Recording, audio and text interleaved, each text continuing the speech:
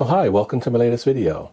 Well, in this one, I'm going to show you how I'm going to, let's say, rig out my new Sony EV-E1. This is a follow-up. You saw the last one where I went ahead and bought some new accessories for it, including heavy-duty tripod, which is right here behind me. So in addition to that, I want to make sure when I put it on that tripod that it's got everything that would make my life as a YouTube creator easier, at least for the studio part of it.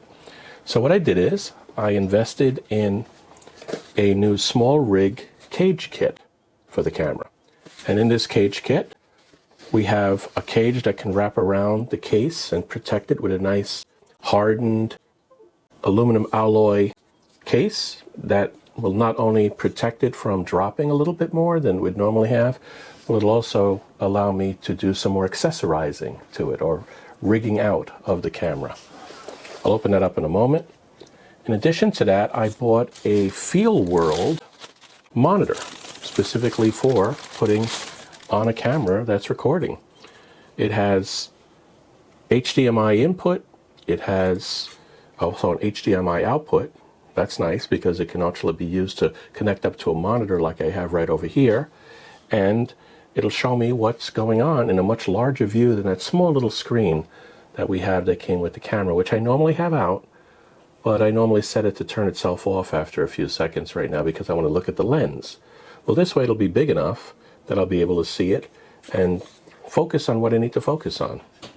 Going along with that, I bought two more things. I bought, even though this SmallRig came with some good cabling, it really did, a whole bag of cables, I was still missing one cable that I need, which was one that'll allow me to connect up the full-size HDMI input to the camera's micro HDMI output. And it's coil based, so I'll be able to connect it up to the rig setup. There's a lot of features to this, and I may do a separate review for it if people are interested in it.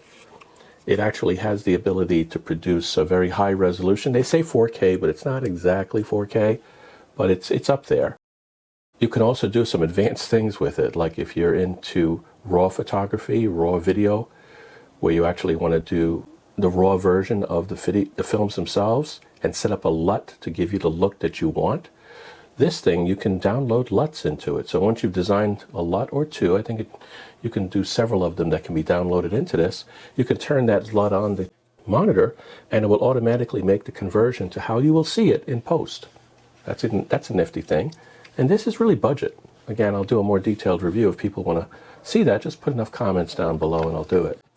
Well, in addition to that, I also bought from SmallRig, the same place I got my tripod from, I bought a little elbow that I could connect up and put this monitor at various angles. I could connect it actually to the tripod. There are several places I could connect to, or I could connect it to the new camera cage. We'll see which way looks better once I get it all set up. This is actually pretty nice because you see how everything moves around right now? Well, it's very easy. You can get it whatever. If I tighten this thumb screw up, it locks everything in place, including the two ends. So you can get it the way you want and then lock it in place. So it has internal arms that are locking up everything once you've tightened this up. So that's a pretty good one. And I think that's about it for now. Well, FeelWorld also came with an actual shade that you can put onto the front of it if you happen to be using this outside. I don't plan to, but it's nice to have that just in case that particular option comes up for a particular video that I want to do. So let me go ahead and quickly open up this SmallRig cage kit and I'll show you what's in it and then I'll put it on the camera and we'll get that done. I won't spend a lot of time going into a lot of detail. The instructions are fairly good, so you can take a look at it yourself, but I will go through all the steps. Okay, here's the cage kit, the camera. I'll put the camera to the side for a moment while I open this up and take a look in here. Well, it's got the instructions. Unfortunately, these instructions, it's not easy for somebody to read who's not got perfect vision, to be honest with you. The actual font on it is quite small. So it's something to consider if you have a problem with this or not. Got in this thing, we got the actual cage. It adds an extra grip to it. So it extends the grip out with this nice gel type grip addition. The old grip goes into there, and this extends it out and gives you a better feel. It also comes with a general Allen wrench external.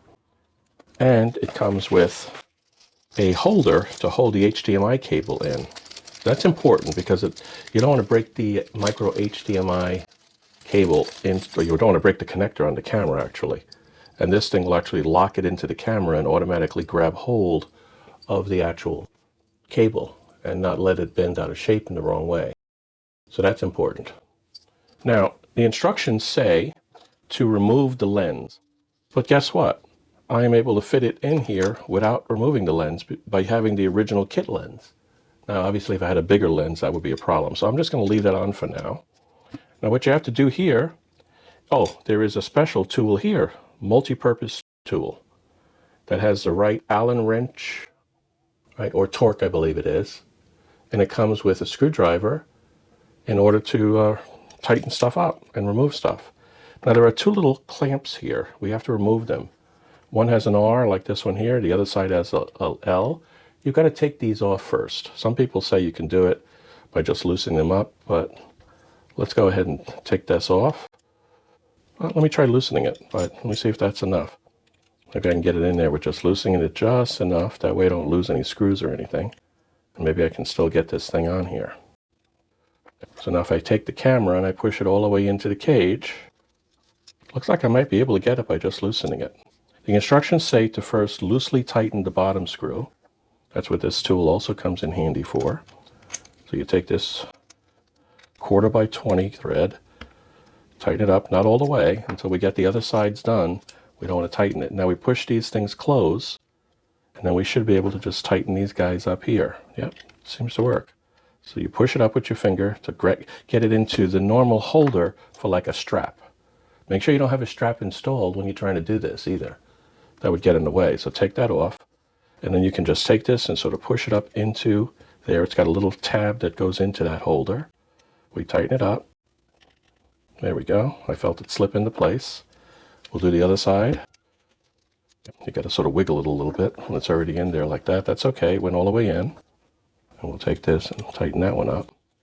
This one you got to hold a little bit more because you're going clockwise, and that'll force it out of the holder. So once you got it in, make sure that it is flush on both sides. So that little tab is in there, and that'll hold it. And then we tighten the bottom up. Now, this is meant to be on the page at all times. It's magnetic. There's two little magnets here, one here, and we just push that in, and it holds it in place. So whenever we need a tool, it's right there for us. Everything is accessible. You can get to the battery. Okay.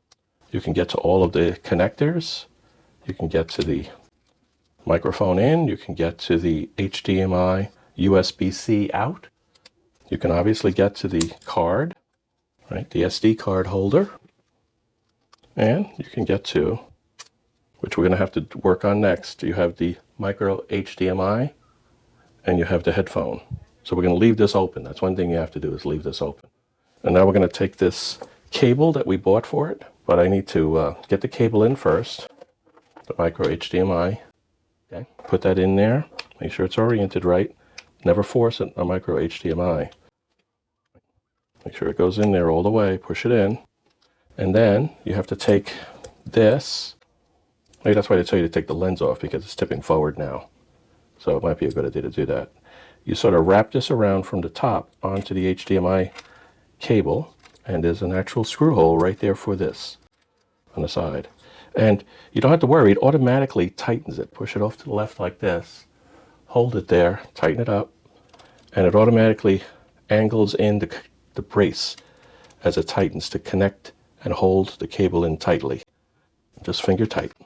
And now this is secured and will not easily get whacked out of the way when you put on the accessories that are going to connect the HDMI. So the cage is on. That was pretty simple. And now we have all sorts of things that we can use in addition to the original accessory connector here, where we can put a smart connector. Or if we want additional ones, we've got another one here. We got another one here. So now what I'm going to do is I'm going to put this onto the tripod, and then we'll see how it all looks together with the monitor and all, okay? Okay, here we go. I have it fully rigged out now. I even have my Sigma lens on it, 24-70. So we're looking pretty good. I got my monitor sitting on top there. and the camera. It's recording me at the same time, so I'll be showing both of these scenes at the same time, and we'll see how it all looks. Okay? How does it look? Nice rig, right? Okay. Till the next time, thanks for watching. Take care.